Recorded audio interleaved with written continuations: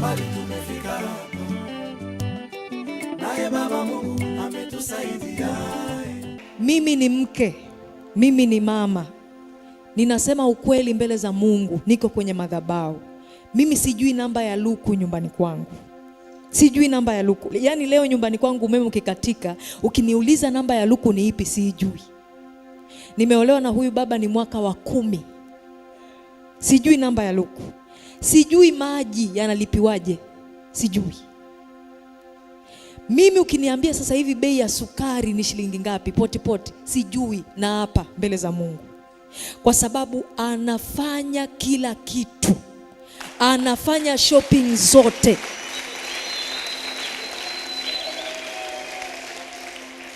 Na sio kwa sababu mimi ni mwanamke ambaye sina kazi au siwezi kutafuta au sina pesa yangu mwenyewe.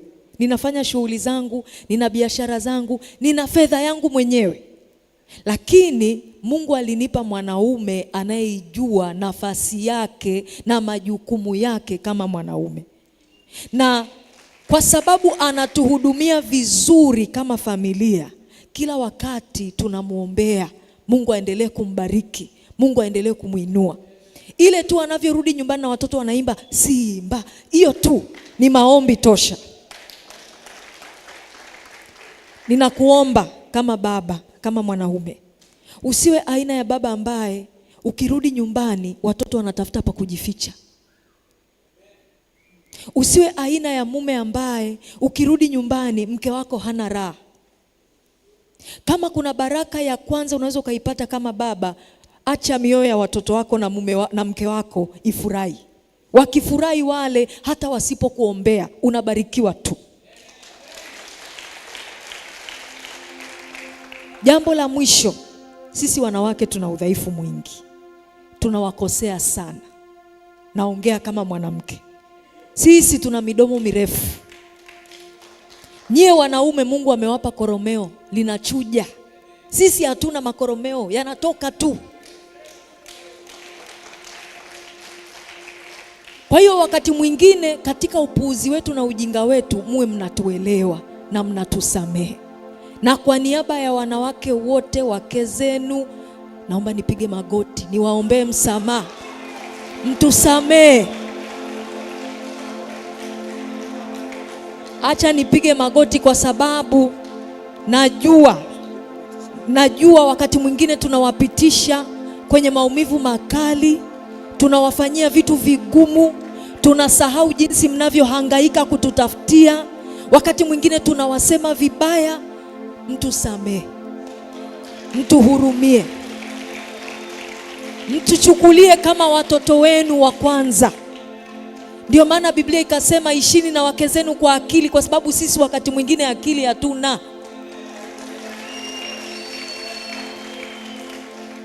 Na Mungu atawabariki. Msitupige. Msitupige, tuambieni tutaelewa. Miaka hii jamani, kaka zangu, samahani mtumishi wa Mungu, miaka hii miili yetu hii ni midhaifu sana. Miili ya chipsi mayai hii ni midhaifu. Unaweza ukasukuma mtoto wa mtu namna hii akaenda chini na asiamke. Hatuna miili yenye nguvu kama mama zetu, hatuna, japokuwa tuna midomo mirefu. Mimi namkoseaga mume wangu mara nyingi sana, lakini mara nyingi ninapokuwa nimemkosea anafungua mlango, anatoka nje, ataenda, hasira yake ikitulia atarudi. Na anapofanya vile inanifanya mimi kusikia vibaya sana. Alafu inanisaidia kujirudi haraka. Kuliko angenisukuma na kunipiga, inakuwa haileti maana. Kwa hiyo ninaomba kwa niaba ya wanawake wengine wote, tunawakosea, tunawaudhi. Wakati mwingine ni kwa sababu ya ujinga tulionao. Sisi hatuna hekima kama za kwenu. Ninyi mna hekima, na ndio maana Mungu amewafanya kuwa vichwa. Ndio maana Mungu amewafanya kuwa viongozi. Kwa hiyo wakati mwingine tuangalieni katika ujinga wetu, alafu mtuhurumie. Kwa sababu unajua unaweza ukaangalia kama mwanamke kama mimi, alafu unasema hivi haka nikikapiga hapa, nitaua. Kwa hiyo mnatuangalia katika udhaifu wetu, mnatuhurumia na mnatusamehe na mnatuchukulia, mkitufundisha na kutuelekeza, tutaelewa na Mungu atatusaidia. Lakini pia mtusukumize kwa Mungu. Leteni wake zenu kanisani, leteni kanisani. Wakikutana na mimi nitawafundisha kupiga magoti na kuomba msamaha. Walete.